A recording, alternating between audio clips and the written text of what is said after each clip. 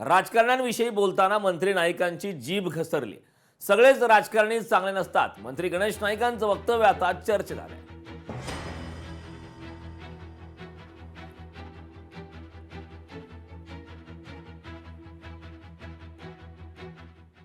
माझी एकच इच्छा आहे, विनंती सगळ्या म्हणजे अधिकारी वर्ग चांगल्या प्रकारचे काम करायला लागलेला। पूर्वी जो लिथार्जिकपणा होता तो सुधरत चाललेला आहे। आता काही प्रमाणामध्ये प्रत्येक खात्यामध्ये नालायकपणा आहे आणि राज्यकर्ते राजकारणी सुद्धा नालायकच आहेत ना। सगळे राजकारणी काय म्हणजे शुद्ध काय म्हणजे दुधासारखे नाहीत। आणि अशा परिस्थितीमध्ये प्रत्येकाला जाणीव व्हायला पाहिजे की जीवन जगताना आपण दुसऱ्याला आनंद देण्यासाठी जगलं पाहिजे। राज्यात उन्हाचा तडाखा वाढणार आहे। कमाल तापमानात 2 ते 3 अंशांनी वाढ होण्याचा अंदाज आहे। यंदा हवामान स्थिती अनुकूल नसल्याने पाऊस लांबलाय। राज्यात मोसमी पावसाची वाटचाल काहीशी संथ गतीने सुरू आहे। मागील 3 दिवसांपासून मोसमी पावसाची उत्तर सीमा कोकणातील हर्णे आणि मध्य महाराष्ट्रातील सोलापूर येथे स्थिर आहे। दरम्यान पुढील 3 दिवसात राज्यातील अंतर्गत भागात कमाल तापमानात 2 ते 3 अंशांनी वाढ होईल असा अंदाज हवामान विभागाने वर्तवलाय।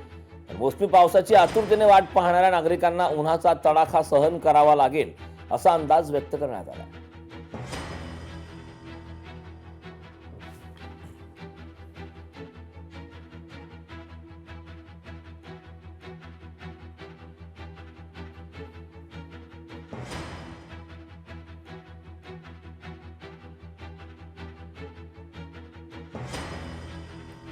राज्यात उन्हाचा तडाखा वाढणार आहे। यंदा हवामान स्थिती अनुकूल नसल्याने पाऊस लांबलाय। कमाल तापमानात 2 ते 3 अंशांनी वाढ होण्याचा अंदाज आहे। मुंबईला पाणीपुरवठा करणाऱ्या तलावातील जलसाठा घटलाय। यंदा मान्सून उशिरा दाखल होण्याचा अंदाज आहे। मनपाकडून पारंपरिक जलस्रोताचे पुनर्जीवन करण्याचा निर्णय घेण्यात आलाय। मुंबईतील सर्व सार्वजनिक, सहकारी आणि खासगी विहिरींची तातडीने पाहणी करून त्यांची सद्यस्थिती तपासावी, स्वच्छता करावी आणि पावसाच्या पाण्याच्या पुनर्भरणाची व्यवस्था उभारावी असे निर्देश महानगरपालिका आयुक्त अश्विनी भिडे यांनी दिले। दीर्घकालीन जलसुरक्षेसाठी विहिरी आणि कूपनलिका यांसारख्या पारंपरिक जलस्रोताचे समर्थन आवश्यक आहे।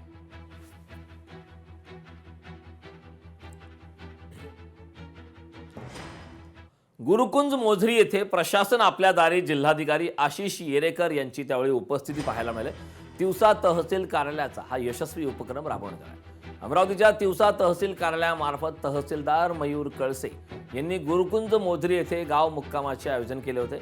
या ठिकाणी महसूल, कृषी, आरोग्य, शिक्षण आणि पाणी पुरवठा यासारख्या विविध विभागाच्या स्थानिक तक्रारींवर थेट चर्चा करून अनेक समस्यांच्या जागेवरच निपटारा केला गेला। यावेळी जिल्हाधिकारी आशिष येरेकर यांनी स्वतः उपस्थित राहून नागरिकांच्या समस्यांना उत्तर देत अनेक प्रकरणाचा जागेवरच निपटारा केला। तर साधारणतः एक 300 ते 400 लोक त्या ठिकाणी जमले होते आणि गावकऱ्यांनी सगळ्या आपल्या जे काही समस्या आहेत त्या मांडल्या।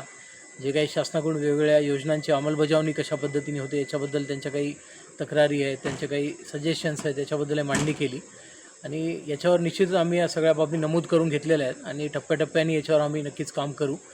एकंदरीतच आम्ही दौरे करत असतो, पण एवढं डिटेलमध्ये आम्हाला लोकांसोबत कनेक्ट होण्याचा ही जी संधी या ग्राम मुक्कामाच्या निमित्ताने मिळालेली आहे। लोकशाही मराठी ऐका, पहा, जागरूक रहा।